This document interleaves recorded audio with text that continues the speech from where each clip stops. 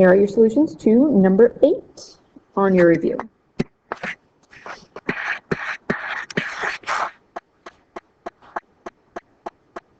We are solving these trig equations by hand.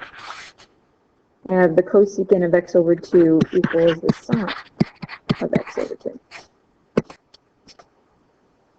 Now, the first thing I did was rewrite cosecant as 1 over sine of x over 2, because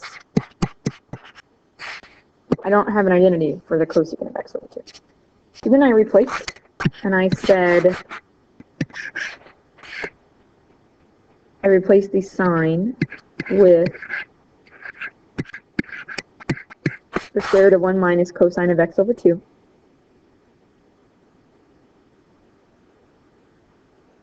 Come on.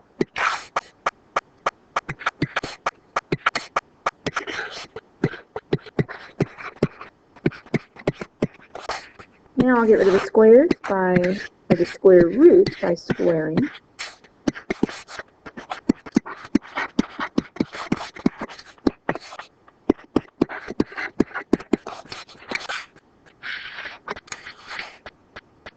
And I'll flip this fraction.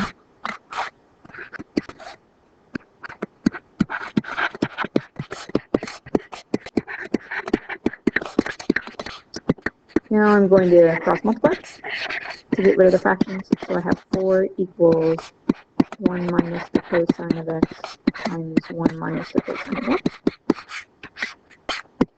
And then I'll distribute.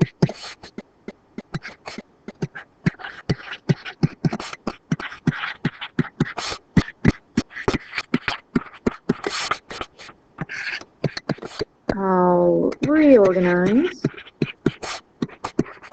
and combine my terms together, subtracting the 4 over.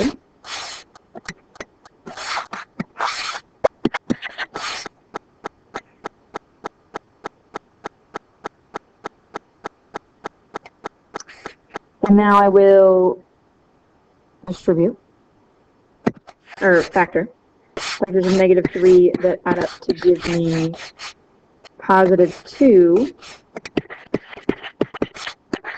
Or sorry, negative 2 would be negative 3 and positive 1. So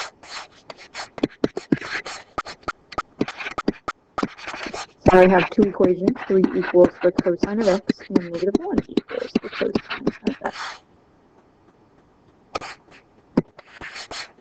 When I try to do the inverse cosine of 3, I end up with a no solution.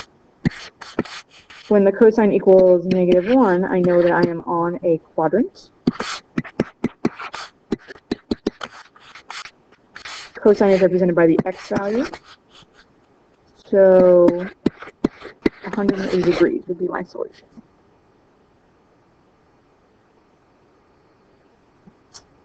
Since I started out with identities, I do need to go back and plug it back in and make sure that it works.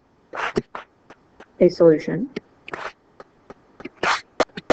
The sine of 180 over 2 is the same as the sine of 90, and the sine of 90 is 1. The cosecant of 90 is also 1, so this is a good solution.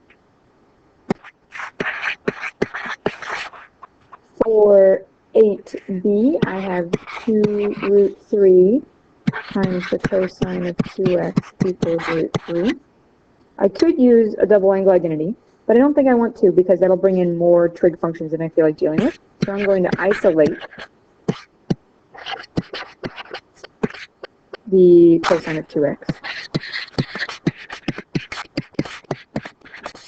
The root 3's cancel, and I end up with the cosine of 2x equals 1/2. Now remember, since we're solving on the interval from 0 to 360, 2x doubles the amount of angles that we're allowed to use.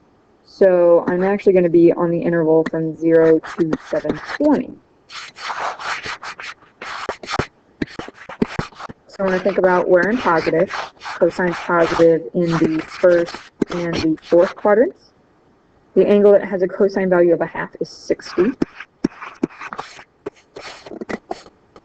So I know one solution for 2x is going to be 60. Another solution is going to be 300. And then I have to rotate around the circle again.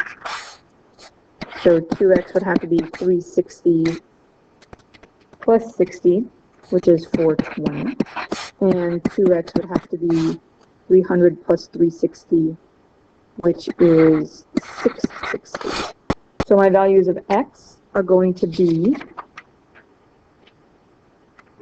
all of these numbers divided by 2. So x has to be 15, 165,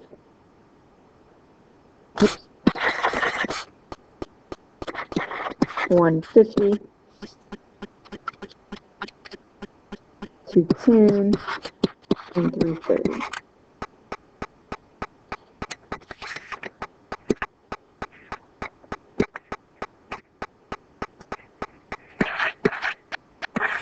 Eight C, I have the sine of x times the cosine of x equals root 3 over 4.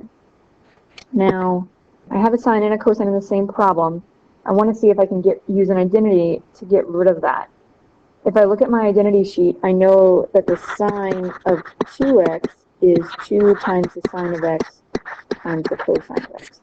So that means that I can replace the sine of x times the cosine of x with the sine of 2x over 2 equals root 3 over 4.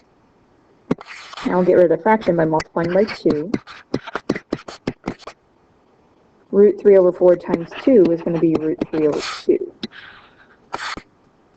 So now I want to think about where the sign is positive.